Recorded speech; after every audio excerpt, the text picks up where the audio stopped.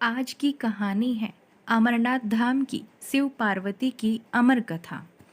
अमरनाथ धाम की कथा कुछ इस प्रकार से है कि एक बार माता पार्वती ने महादेव से पूछा, ऐसा क्यों है कि आप अजर अमर हैं, लेकिन मुझे हर जन्म के बाद नए स्वरूप लेकर जीवन चक्र में आना पड़ता है, फिर बरसों तप करके आपको प्राप्त करना पड़ता है। जब मुझे हर जन्म में आपको ही पाना है, तो मेरी तपस्या और इतनी कठिन परीक्षा क्यों आप लेते हो?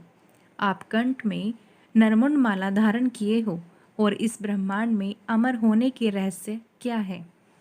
भोलेनाथ ने पहले तो माता पार्वती के उन सवालों का जवाब देना उचित नहीं समझा, लेकिन पत्नी हट के कारण कुछ गूढ़ रहस्य माता पार्वती को बताने पड़े।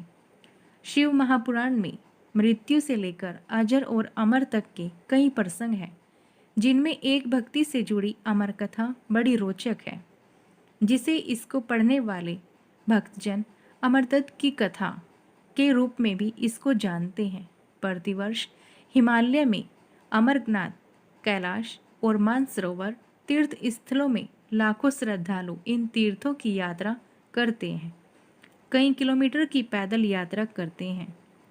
जानना चाहते हैं क्यों? कहाँ से आई है भक्तों के मन में श्रद्धा और विश्वास? शिव के प्रिय अधिक मास और शारद पूर्णिमा से श्रावण मास की पूर्णिमा के बीच बाबा अमरनाथ की यात्रा भक्तों को खुद से जुड़े रहस्यों के कारण और भी प्रासंगिक लगती है।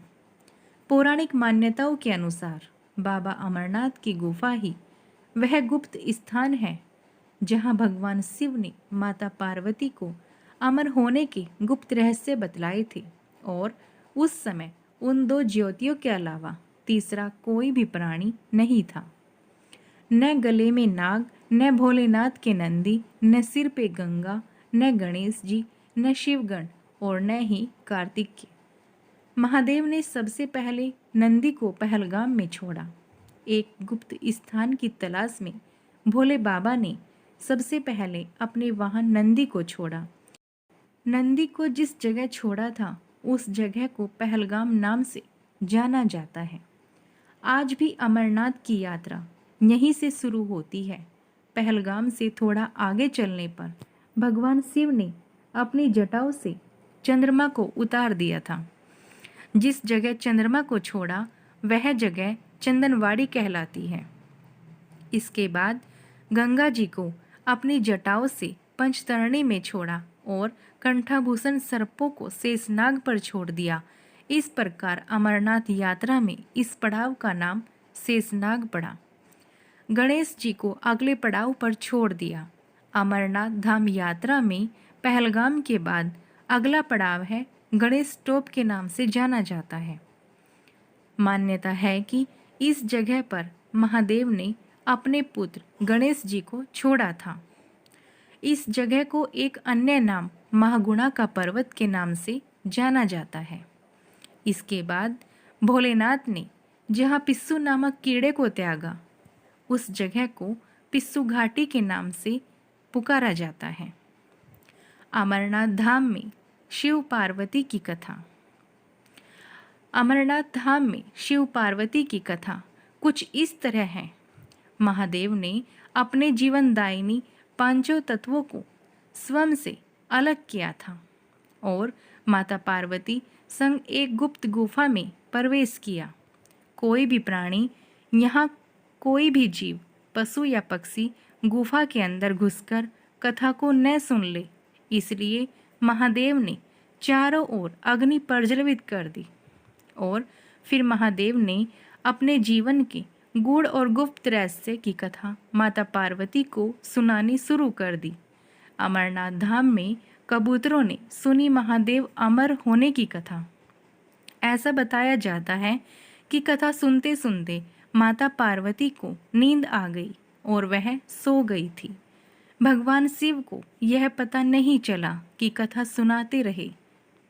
गुफा के अंदर पहले से बैठे दो कबूतर महादेव की कथा सुन रहे थे और बीच बीच में आवाज भी कर रहे थे। भगवान शिव को लगा कि पार्वती जी इस कथा को सुन रही हैं और बीच बीच में हुंकार भर रही है। भगवान शिव कथा में मगन थे, तो कथा सुनाने के अलावा उनका ध्यान कबूतरों पर नहीं गया, क्योंकि वो निश्चिंत थे कि कोई भी जीव इस गुफा में प्रवेश नहीं कर सकता। अमरनाथ धाम में कबूतर कथा सुन अमर हुए। दोनों कबूतर बड़े ध्यान से पूरी कथा सुनते रहे।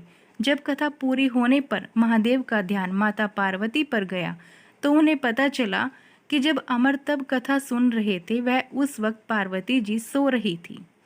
महादेव के ध्यान में आया कि अगर पार्वती सो रही थी तो कथा सुन कौन रहा था और कौन हुंकार भर रहा था।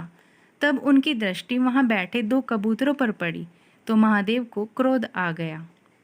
कबूतर का जोड़ा उनके चरणों में आ गया और बोला, भगवान, हमें आपसे अमर कथा सुनी है, और यदि आप हमें मार देंगे तो यह कथा झूठी हो जाएगी। इसमें अमर तब का महत्व खत्म हो जाएगा। इसलिए हे प्रभु, हमें पद प्रदान करें। उन कबूतरों की विनती सुनने के बाद महादेव ने उन्हें वर दिया कि तुम सदैव इस कथा पर इस गुफा में शिव व पार्वती के प्रतीक चिन्ह के रूप में निवास करोगे। कबूतर का यह जोड़ा सदा के लिए अमर हो गया और यह पवित्र गुफा अमर कथा की साक्षी हो गई। इस तरह इस पवित्र स्थान का नाम अमरनाथ पड़ा था। मान्यता है कि आज भी इन 2 कबूतरों के दर्शन भक्तों को होते रहते हैं। अमरनाथ गुफा में यह भी प्रकृति का ही चमत्कार है कि अमरनाथ की यात्रा के दिनों में बर्फ से बने प्राकृतिक शिवलिंग का आकार ले लेते हैं।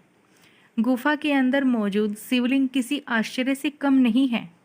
इस पवित्र गुफा में एक तरफ माता पार्वती और भगवान गणेश के भी अलग से बर्फ से निर्मित प्रतिरूपों के दर्शन किए जा सकते हैं। दोस्तों, आपको ये कथा कैसी लगी हमें कमेंट कर जरूर बताइएगा। अगर आप हमारे चैनल पर नए हैं तो प्लीज़ चैनल को लाइक, शेयर और सब्सक्राइब करना ना भूलिएगा। Thanks for watching. बाय।